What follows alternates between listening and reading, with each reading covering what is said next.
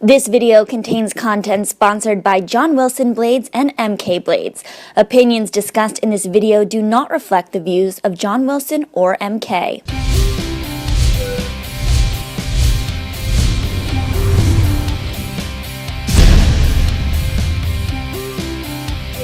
Hello and welcome to the skating lesson. I'm Jennifer Kirk. And I'm Dave Leese, and this is the Team Challenge Cup recap. But Jenny, before we get into that, the other day, out of nowhere, we had no warning. Radiolab. We appreciate warnings, people. Yeah, I'm a podcaster. I know that you're. I finally listened to Serial. Yeah. It was very good. So, did Adnan do it? I'm sorry? Did Adnan do it? I go back and forth if Adnan did it or not, Jenny. I have to say, it's whatever the wind blows with me. I've gone back and forth with that. I don't know. I have doubt, like Sarah Koenig, okay? But yeah. I really enjoy her voice. I do too. But speaking of voices we enjoy, Radiolab did a piece on figure skating. End of the season wasn't really tied in with the Worlds that much. Kind of a random thing. And also, it was the second time recently in the last year or so that someone has taken on Surya. There was some ESPN, I believe, short film. There was something on Surya earlier. She's having her moment. She is having her moment again. But I have to say, I really enjoyed hearing the cast of characters. We got to hear Sandra Bezic. Basically, they had everyone on one side of the sport. Like, all of your favorite people. That, like, it was Tonya Harding was on, too, right? It was Tonya Harding. I thought it was so funny. And I like Elvis. I like Elvis. I just thought it was so funny because they said her friend, Tonya Harding, and this woman comes on. Didn't know it was a friend. B, didn't expect Tonya Harding's voice because we've been trying to get in touch with her. I mean... and Tanya's comments, she had all of the glide, all of the grace, all of the artistry. That is a winning endorsement from Tonya Harding. Sure you want that from Tonya. Wait, pause. So did she? Because really, what did you take away as the argument from... I took away that Sandra Bezic should be a life coach, that she was the one voice of reason here within the entire thing. In the sport of figure skating, Surya Bonaly was an absolute original. She is a legend. I would put her in the Hall of Fame for what she did, but I don't know if what she did was figure skating, and I don't know how to explain that to an average person. They brought in race, and yes, there are socioeconomic and racial implications, especially in coverage, but I think at the end of the day, her actual skating on the ice, I think Sandra described it well with the ovals and the edges and the circling. I mean, what was your take on that? Yeah, I completely agree. I think there are race issues in skating. It's a very, I would say, in many ways, one-dimensional sport in terms of the people that the sport attracts and those people that have been at the top. But I think when it comes to Surya's skating and the way she was marked, she skates on her flats. And I think that second mark, it more reflected her lack of skating. She has I always get this word wrong. Dynamism? Dynamism. Yeah. She's dynamic. She's dynamic. She's fun to watch. She was a phenomenal show skater. The backflip is incredible. But I think to say that she was continually marked down, perhaps more so because of her race than her lack of skating skills and second mark and just the aesthetic on the ice, not having anything to do with her race, more so having to do with the way that her body moved and the way that she used her edges. I think that argument, in my opinion, is a little bit weak. Yeah, I think that Radiolab did a good job overall covering skating. They really went in depth and they really did their research. There are still the little errors, and then they said something because they're trying to make the argument about Surya skating, and they're talking about Nagano when she really wasn't a strong contender, and they said that she was visibly favoring her leg. And I thought, oh no, that's her usual skating. That's her pumping. A little hop. Yeah, she's a hoppy. And I think maybe it was Kurt who said it the best, or maybe it was Elvis who said, the music would start and she would just go. She literally would just start running. She would run. She did her little bunny hop to start her programs. And it's her own unique style. And she did something amazing, but it wasn't the rules of the sport. There were times, I think you mentioned it in text message today, 1995 World Championships, where she probably was held back. I think she could have perhaps won that event. But to make the argument, and I didn't see a huge change in her skating going to Frank in terms of the second mark. I didn't see it as a former skater. I think she made if you go back and you watch 89, you go back to, and I don't know exactly, I forget which year she was with Frank Carroll. There were some changes, but she needed to be with Frank all the time. And I think Frank even remarked that they just weren't receptive to that what they wanted to do, because they needed to get back to jumping, and they felt that that was really their ticket. Unfortunately, I think it's one of the many cases in the sport where someone doesn't really understand why they're being held back. And it is also funny to me is that the people there are clusters, and I was not surprised that Elvis was a Surya fan. That's all I'm saying, is that it was just people like skaters like themselves, or what their view of the sport is. It was just very interesting to see. But I love hearing Sandra's voice. Oh, and then she read the credits at the end. But as we just were talking about this with Phil Hirsch, when Marie Gagne just out of nowhere makes an appearance to discuss and race. They don't even explain. They kind of slipped in. I said with Phil, slip in, there's some sort of controversy associated with this woman. To the average viewer, you would think, oh, no idea the magnitude of that controversy, honey. Yeah, that was funny, the whole thing. But I enjoyed this sport. I think they did a good job when they tried to do the sound of the edges, and I think they did do a good job of that. Explaining the edges, and I think that's a thing that someone like Elvis, when we had him on, and I love him, and he was saying that he had his own unique way of skating, that his own unique way of using the edges, and I think he tried to explain to us the sound that he was trying to make, and I understand that, but I think as a purist, anybody who watches skating, you watch those Peggy Fleming, Dorothy Hamill edges, you want to see those long loops, and neither skater had that, and I think that pure quality to the skating was just lacking in Surya skating, but phenomenal jumper and athlete and really, really fun performer. And someone who definitely made an indelible contribution to the sport. You think about people who love the 90s, they remember Surya. Oh, yeah, she had that personality. Yeah. And I think the ratings, TV in the mid-90s, you look at where it is now, I don't see a Surya. And I think that that is something that I don't think that the new judging system would necessarily reward or encourage, even though they make the comment that she might do better now. And she would still not win. And those triples were not always, they were double carats sometimes. Yeah. Well, that's true too. When you get into that is, can you rotate the jumps completely around all the time when you're doing it from a straight line? It becomes different. And, the flow out. Yeah, you remember, you look back there, I think that would be a really interesting, argument to make. But there were plenty of skating going on last night at the Team Challenge Cup. Last two nights, yeah. I had no idea what to expect from this event. There wasn't really a outlined format earlier in the season that you could access online. So it wound up being the singles did short and long, and pairs and dance only did a free skate because they are they are second-class citizens in the sport, apparently. Keeping it real.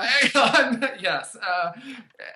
And I don't know what the money, there were checks around. It wasn't really explained who was winning what money where. And unfortunately, Jenny, I couldn't hear any of this because, there were people that were very upset that you had to pay extra money for Ice Network. I think it was thrown in. They have a budget. I remember Tom Z was talking about this, that it wasn't all budgeted out to have coverage of Ice Network for his jump event. So they added this on. You had to pay extra. The thing here is the feed didn't really work.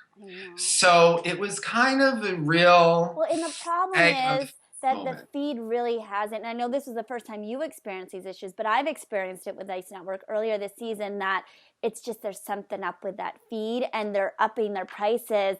And this is just, in my opinion, it's hard to then want to commit to... But you have to, because it's really not broadcast anywhere else, and it's difficult when you can't watch it. And it was YouTube. It was live cast by someone else got a feed, which was better than the feed that I was getting through my connection with Ice Network. But when I was watching, so I would see, and someone said, you didn't text during Ashley's performance. And I said, I didn't watch Ashley's performance because I saw her double axel. And then I saw Ashley setting up for her I saw her triple flip. I saw her setting up for her next jump for about 3 minutes. She just kept going, and then it went black, and then it came back. So I really didn't see how she skated much until some of the replays. But I did rewatch the events this morning. But I thought that was, unfortunately, it dropped the ball last night for this event. It looked like there was a decent crowd. There was good money at stake. The skaters seemed enthusiastic. Did I read on Ice Network Dennis 10 won $10,000 for his short program? I think so. If you Nice won your parabens. Yeah, I think if you want, he needs to get some new boots. I think they said in the article. They even got that in there. I think if you won your individual matchup, because they were like you'd skate against Yes, the three three people. people. Yeah, Nicely so done. nicely done for him. But let's get into some of the skating. We'll start with the ladies. There was so much talk. How would Gracie do? How would Ashley do? I think it was interesting that Ashley had her leg wrapped last night, and one of the things she didn't like that we tweeted at Worlds was that we tweeted that she had had an injury and a quad strain, and she tweeted back that we were pot stirrers and that everything was fine, injury free. Well, then last night she said that she had an injury before the World Championships and that it had since gotten re-aggravated. Just So saying. when she had talked about the not doing any run-throughs, we had heard that she had only been cleared about 3 weeks before the World Championships. They started back with sections, and that she really hadn't been up to. And I think that that makes her performance at Worlds even more impressive. How much she wanted that performance and how well she did there. But I thought it was very interesting. The leg was wrapped last night, and she was suddenly open about the fact that about a couple weeks before Worlds, she had a quad strain. That was interesting to me last night. That was one of my favorite moments of the event, I have to say. With these skaters, they get very touchy throughout. And her John Wilson pattern 99 Revolution blades. She did pull out a good performance last night. She was visibly exhausted. She talked about it. I think it was the last time we saw Moulin Rouge. Jenny, the show must go on, but I think a new program must happen as well. What did you make of her skating here? I thought it was good. The short program was phenomenal. She seemed so relaxed and loose, and it was like the shows that she's done on Stars and Ice have really translated in terms of it just seemed like she was giving a performance as opposed to the pressure of a big event. I disagreed, though, with the judges. I thought Gracie should have beaten her in the long program. It seemed like that second mark was maybe a little bit of you did very well at Worlds. Parabens, we're going to give you. Well, she didn't get to go on the Today Show after her world medal, which I was surprised. They had the Shibutanis on. I thought they could have had Ashley on as well. I think the rink was a huge story of breaking I was disappointed not to see her there. I thought they both deserved it. Hello, we finally have a lady, build her up, get her some FaceTime, take out the cooking segment that Natalie and Al are doing and let Ashley skate, do Moulin Rouge one more time. I thought that she did a good job. I don't think that Ashley had the performance she was exhausted visibly. She was the last skater of the night. I didn't think that she quite sold it as well as we've seen that program a lot of times, so we know what the level of makeup flicking, on it, Ashley, and just kind of like getting through it, Ashley. But I think the Let's at the end was really impressive. That was a nice way to cap off the season. Rowing in the triple wasn't around, but you know what? She's tried to do fighter, that before. She's a fighter, and I thought that she did an overall good job. Gracie had the issue in the short. She went for a rip-on? I wasn't sure if she was going. So she was saying that she didn't, but she got the credit for a double, like with her arm over the head, like it went up. Well, so and this is what we've been talking about. She uses her arm too much. She throws it up on that takeoff. Didn't take the time to get to the top of the toe, but she did get the credit for a unique variation. I thought her long was good. I almost like that she had the mistake on the loop and then came back so strong at the end. I saw more life to her. I was proud of her. Yeah, I think performing with Stars and Ice is certainly going to help her. Working with Jeff Buttle on the opening numbers, working with choreographers, having some pressure. But let's talk about it. What do you think, Gracie, for next season? She said the Firebird may return in the future. She didn't say next season, but I don't know if she wants to bring this back for the Olympics. Is the program that good? I think compared to her programs in the past, it is. If you're just going to take the Gracie of the past 2 seasons, particularly the 2014-2015 long program, this is like class of its own. But I think she can use this and she can grow on top of it. That she's finally found in both these programs this season, that's Gracie Gold on the ice. When she goes to start the program, like she's being authentic and she's who she is and she's a little sassy and saucy. I think she could do even more, push herself more with a new program next season. Yeah, I think one of the biggest things they need to do is I've noticed that, and Lori and Frank skaters, they usually stick with a pattern that works. But I think with Gracie, the only criticism I have, and Tarasa said, there are poses to the Firebird, the way the music is and what Gracie did. There would be poses that she would hit rather than true steps, choreography. I think that they need to really kind of change Gracie's skating and her patterns, because I still do see some of the arm waving, and the the order of the program, and she skates in really big ovals, but they're just not unexpected, whereas you never know where Medvedeva's going on the ice. Like, what is she doing out of these? And that middle section in her long program is very similar, just in terms of the steps, everything, to the middle section of the long last season. Yes. And when she does the spiral into the Lutz at the end, I think that they need to change it up a bit. I think that the program, it's becoming a little Michelle Kwan, where you know what's coming next. And I think that that's something they could really work on, because Medvedeva's program just has more going on in and out, of the elements. What stood out to me in that short program and also long is that the confidence. I mean, she's owning that she's world champion. There's no wavering that we saw this season from Tuktamisheva. I don't expect this woman to give up this title anytime soon. Just her personality, I think she's going to be fighting for this for the next few years. And I don't want to make a huge statement, but I see her dominate. Like, she has the potential to dominate through many years to come. Yeah, if she can keep her technique, keep those arms down, sometimes the shoulders raise a bit, but I think with her, if she can keep her technique, first and foremost, I think she has definitely the personality and the winning grit. She was not intimidated at all by matching her world championship performance. She went out there. The judges felt that it was even better than she did. Obviously, there was some inflated marks to a degree here, but I felt that she did a spectacular performance last night. I do, and it's aesthetics, but she's a girl that has a really nice line. And I know that everyone, picks on the Russian ladies, their junior skater, but she's one to me that really has the potential to really hold out her movements. But aesthetically, when her tights are just over the ankles of her skates, they give this weird look to it where you really can't appreciate the line. It cuts off her foot. Yeah. I would prefer them tucked in the skates. Yeah. I would even prefer over the boot tights to what she has now. To me, this is the worst. And she does it in practice too, where she'll put her leggings over the back. It's very what is the thing about that? It is to elongate the leg, but you said, elongate the entire leg if you're going to go with that kind of look, or it doesn't. And I just think classic white skates, there's something to be said about that. I want to know for this season. So in the Kiss and Cry, she's very into the bear ears. Yes. Apparently her name, Medvedeva, and the shortened, we'll have to have someone on the explain this, means bear in Russian. Okay. But she's also into Sailor Moon. So apparently it's like Sailor Bear Moon or something. That people have drawn things for her. Is it a bear? Is it Sailor Moon? Is it a combo deal? But they took pictures like this. So I think that this is... Yeah. Very good to see Satoka Miyahara doing so well as here. I mean, she's just so consistent. Practice, competition, whatever. She's going to be great. And they said that she's working on getting her jumps higher. I didn't see it last night. I thought that one of her, in her 3-jump combo, I thought that the last double loop looked a little under-rotated to me, just because she doesn't lift off and she doesn't land on that toe. Sometimes it looks, when you're going sideways, the jump doesn't look around. And I think that's definitely something I think that held her back at Worlds, and I think held her back, but it was great to see her skate so well. And Radiolab had a terrible short program, but she really she gritted out another performance. The jumps were not pretty. There was a lot of flailing, a lot of angst, but she is spectacular to watch, and there's something there. But do you see the technique becoming an even bigger issue as she continues to get taller? Yes.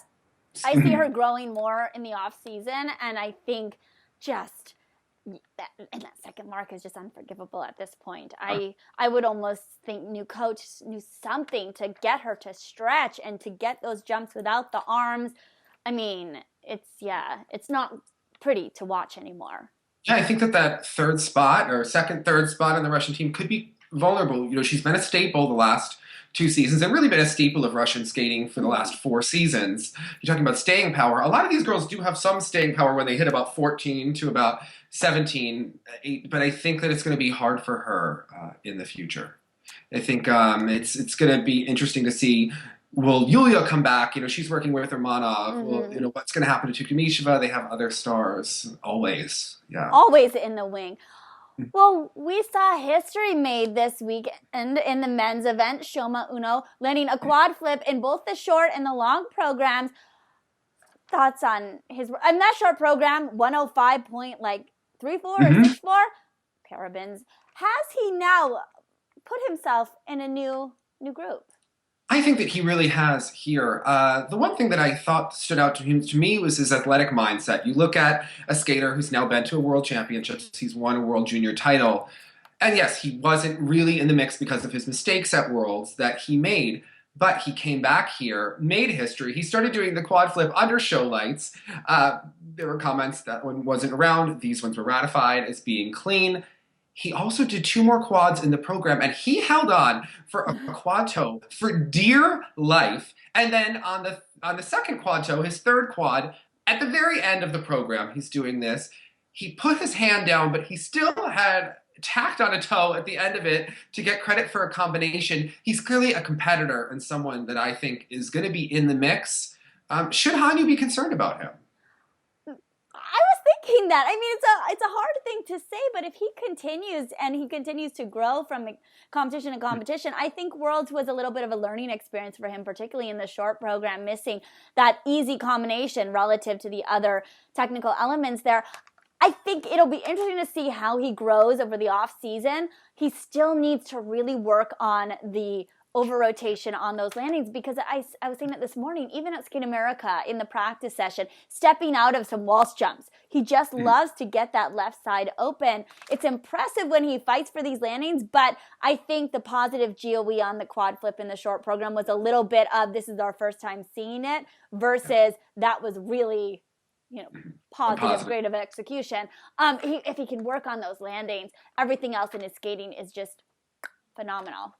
Yeah, I agree as well. I think Hanyu's obviously in his own league, but I think if he opens the door, Shoma Uno is someone that's going to be right there. And if he has the guts to go for these quads, who would have thought a quad flip that wasn't the next quad that I thought we would see. I thought Hanyu's loop would be the next one. So that's interesting as well. I think he's certainly even more of a contender, and hopefully he could be another leading man in Japan. I think he could be definitely their next star. I think he'll continue to grab some more fans over the next few years. Well, let's talk about leading men, because here in the U.S., Adam Rapon really dominating, it seems, the last couple of months. And then we see Jason Brown come in here, beat Adam overall at this event. Jason with a new short program. Was it smart for him to debut a new short here? Thoughts on his performances? And do you think he was better than Adam?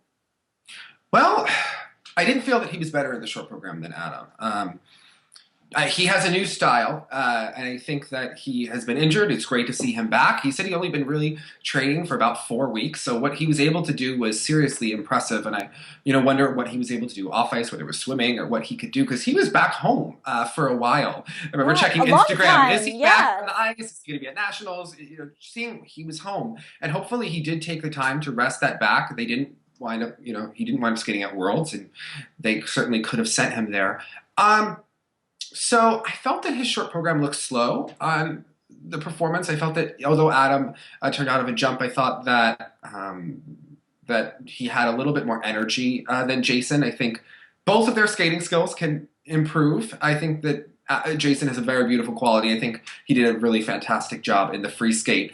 I wonder with the back if they're going strategically for a longer, more lyrical look rather than the jerky kind of movements that they were doing. Yeah, showy. Does that jerk his back? Does that? I mean, I'm not sure what the reasoning was for changing that program, but I think he has a very mature look on the ice, and it was great to see him back. And Corey Aid was. Her hair was at another level last night. Her look was on point this weekend at the event. She had to make up for some missed moments.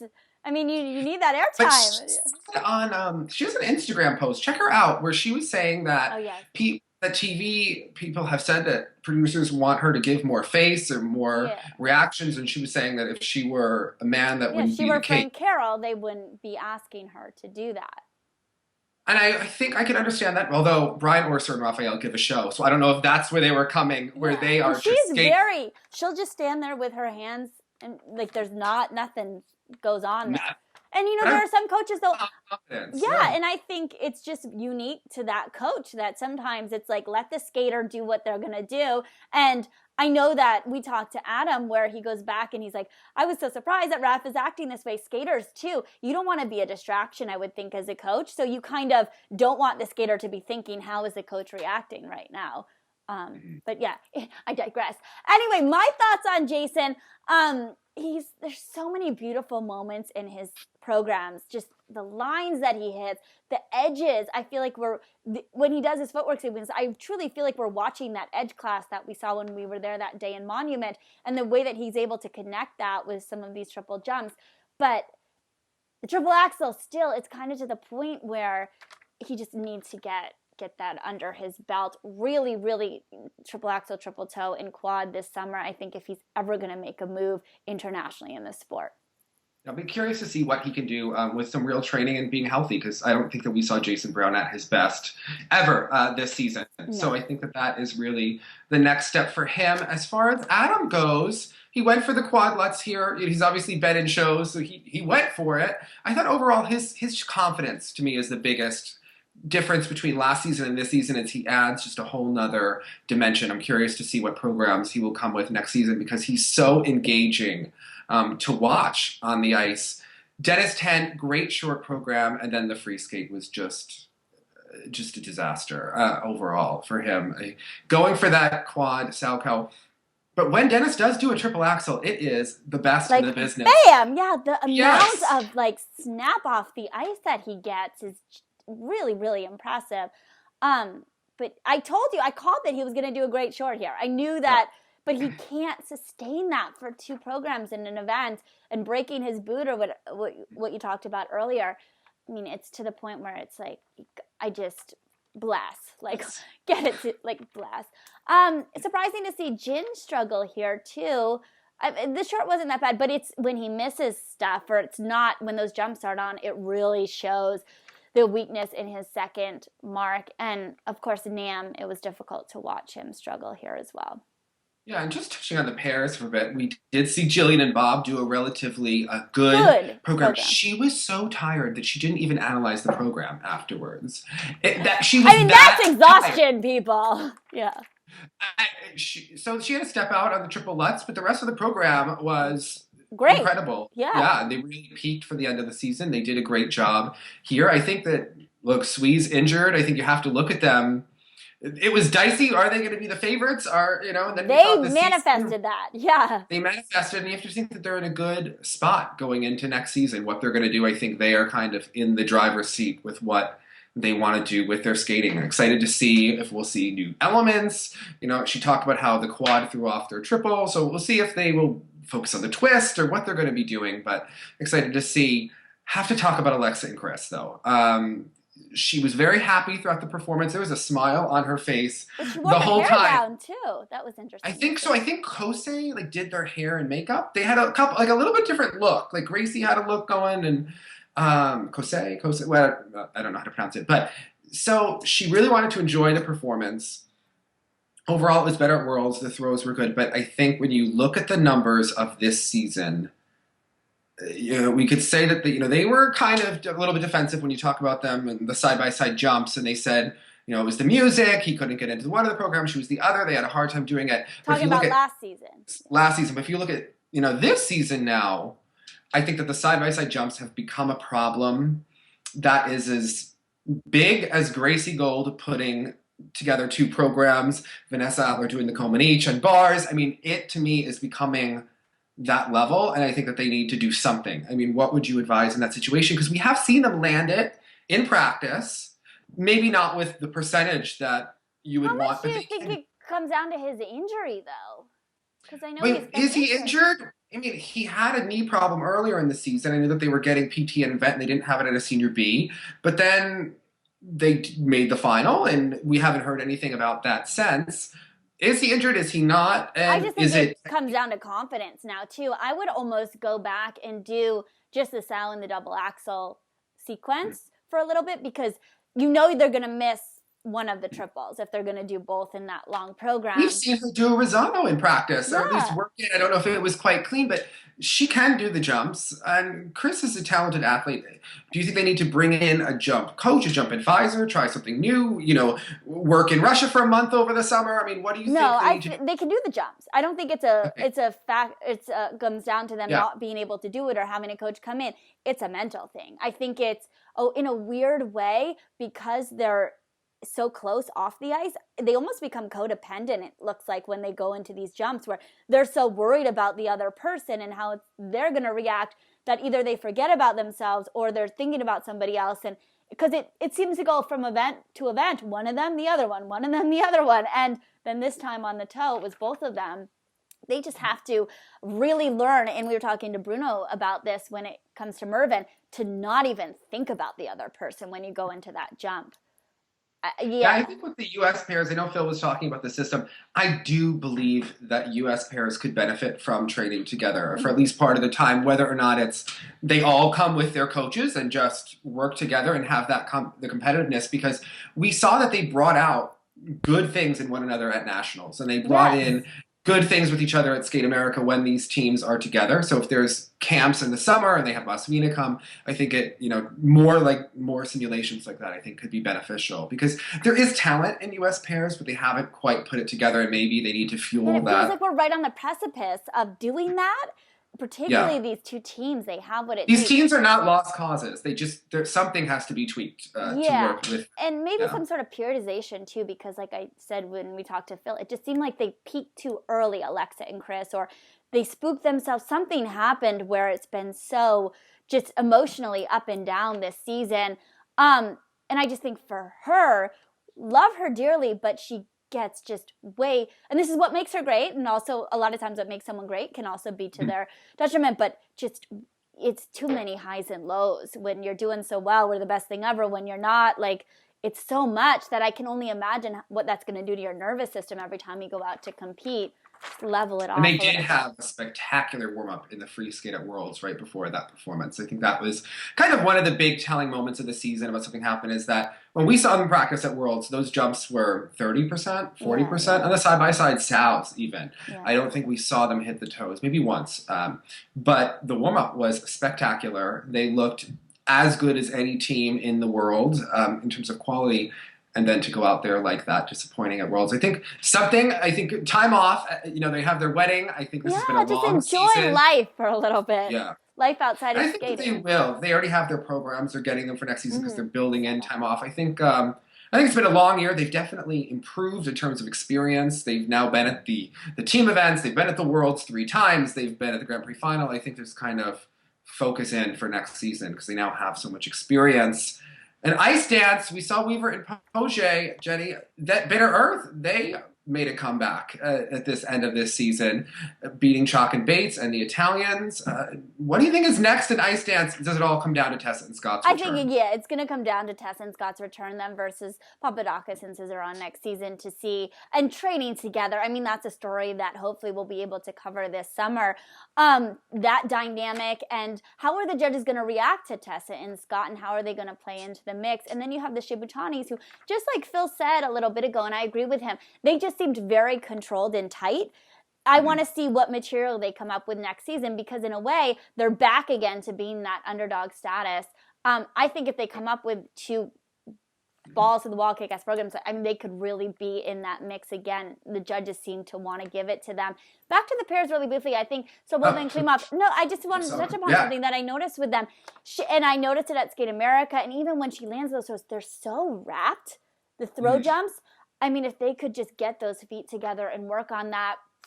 The unison, though, parabens, the triple toe, double toe, that is the best unison I've ever seen a team do on side-by-side. And both popping the sow cow. I mean, she did a single, he did a double, but you got to give them something if you're both going to miss something.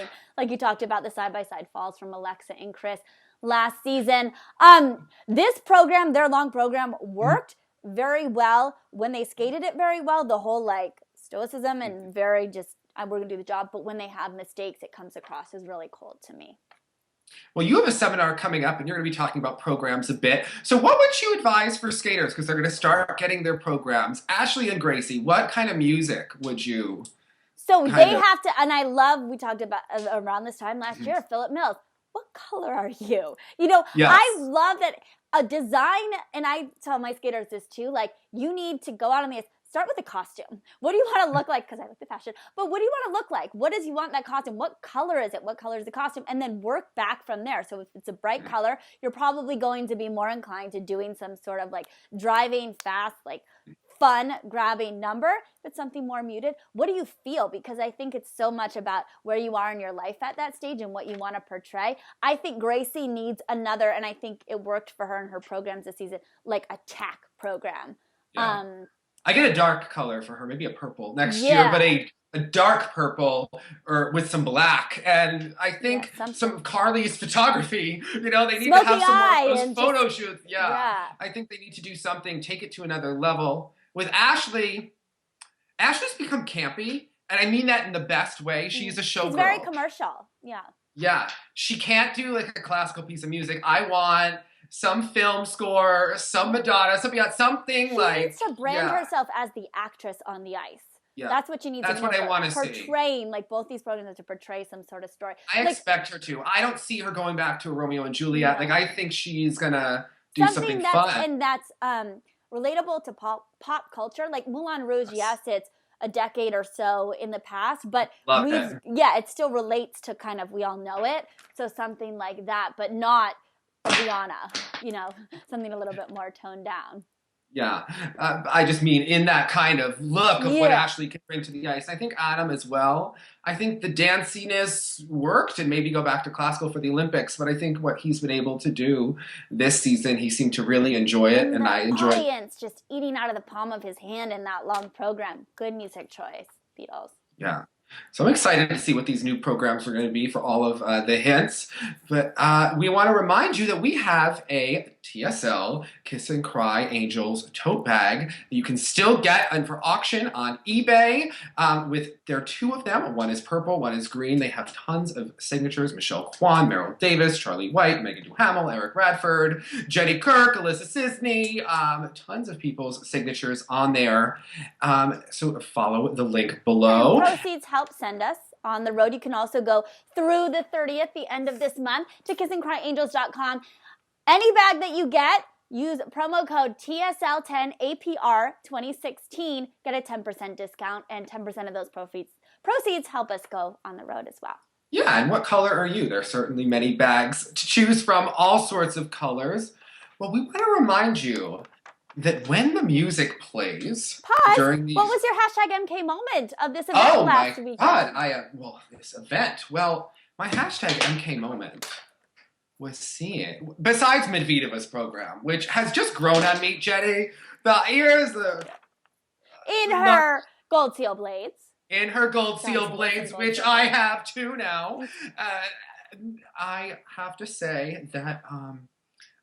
seeing Stolbova dance last night, smiling and dancing, owning it. She was the queen of the kiss and cry. She was having so much fun. I can't stop watching her. She is really my skater of the season. I'm obsessed with her. I own it. Good, bad, and ugly. I love her 1,000%. How about you, Jenny? Going with the quad flip. Shoma Uno. Didn't expect it. Nailed it. And then to continue that short program and do the quad toe, didn't expect that either. And a really nice landing on his triple axel parabens. What were your hashtag MK moment from this past weekend? Leave us a comment below. Yes, and as always, we want to remind you that when Christopher Dean is dancing, get behind him like Christy Yamaguchi, hold an edge, and look sexy. Bye guys.